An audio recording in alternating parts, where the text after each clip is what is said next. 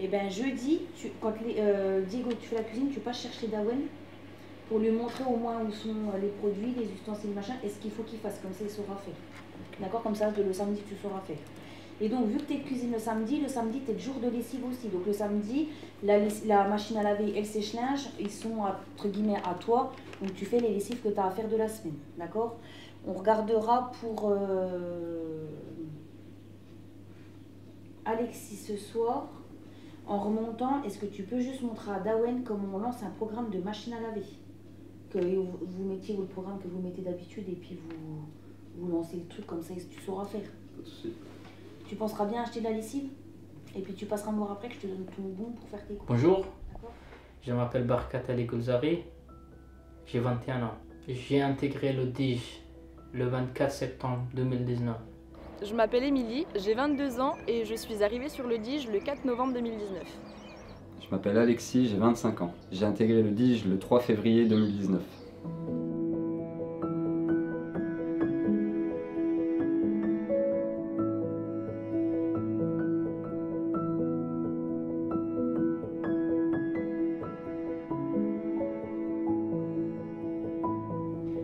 Pourquoi est-ce que tu es là?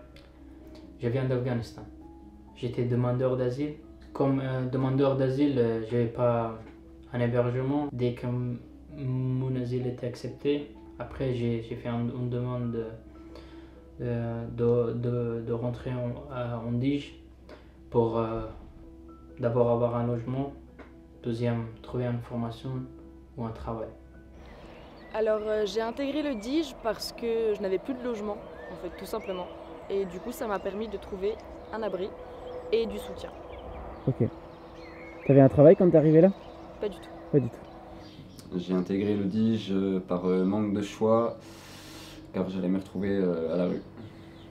Avec le DIJ, j'ai fait l'équithérapie.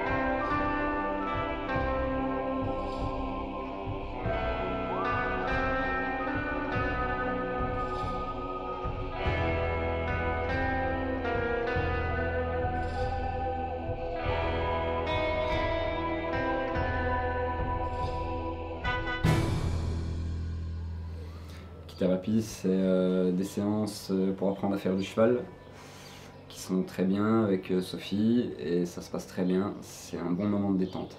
On apprend tout, à faire les sabots, les monter, les sceller. On les pense, on prend soin d'eux, on leur fait des câlins, on fait des jeux, on fait des parcours adaptés à notre niveau, parce qu'on est quand même des débutants. Les chevaux aussi sont adaptés à nous puisque c'est de l'équithérapie, c'est spécial. Qu'est-ce que ça t'apporte l'équithérapie? Le bonheur des animaux, tout simplement. J'aime énormément les animaux, donc les animaux. Ça m'apporte beaucoup de choses parce que c'est un animal très calme, avec qui on peut avoir un contact, on peut le sentir, un cheval. C'est magnifique, c'est un truc que tout le monde doit essayer. Ça m'apaise beaucoup.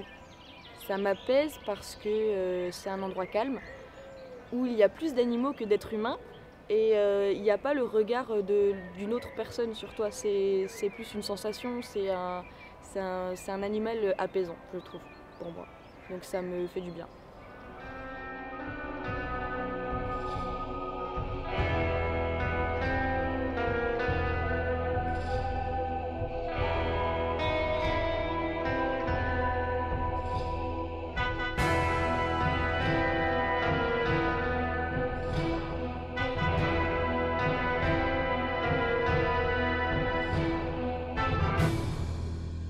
Alors, je m'appelle Sophie, je suis monitrice d'équitation dans mon centre équestre depuis presque 10 ans.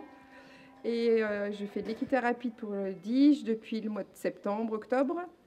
Et on fait des séances d'équithérapie pour familiariser les jeunes aux chevaux et à l'équitation. Et voilà, ils avancent chacun à leur rythme, selon leurs besoins et leur volonté. Très bien. Vous avez déjà accompagné combien de jeunes à peu près? Du DIGE, je sais pas, je dois être 7-8, je pense. Ok. 7-8 jeunes. Et l'équithérapie, j'en fais depuis 8 ans avec des handicapés légers, adultes, et quelques enfants en particulier, pas de structure.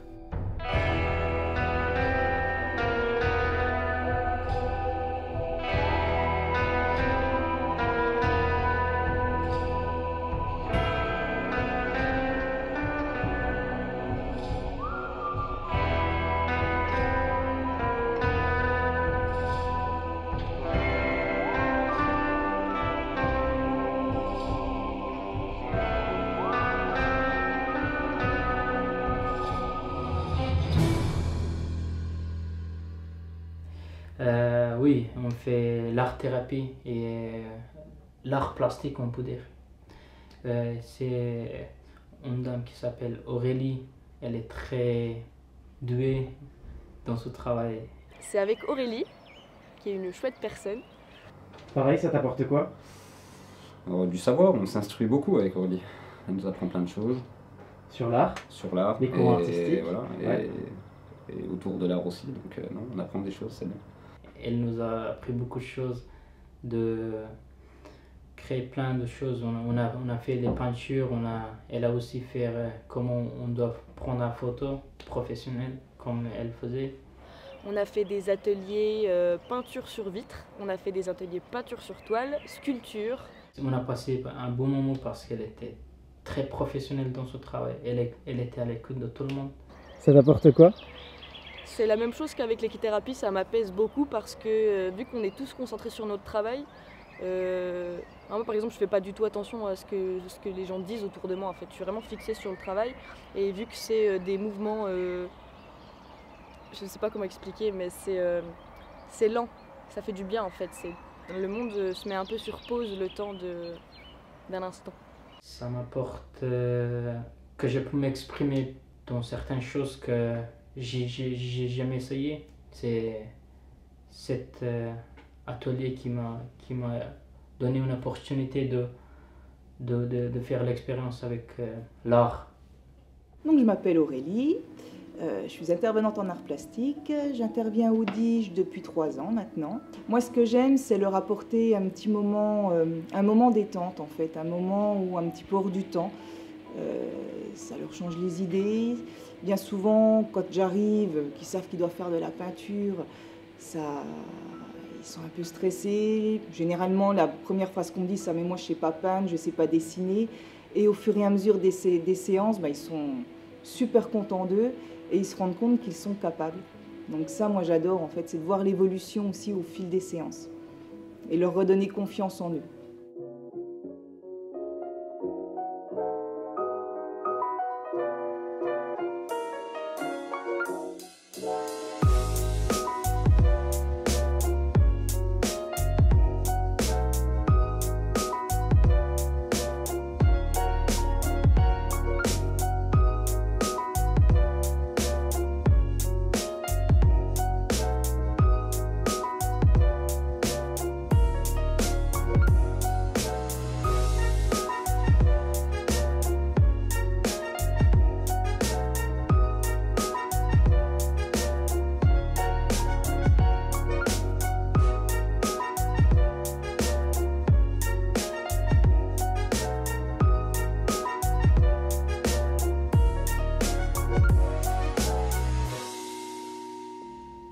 C'est quoi tes projets pour la suite?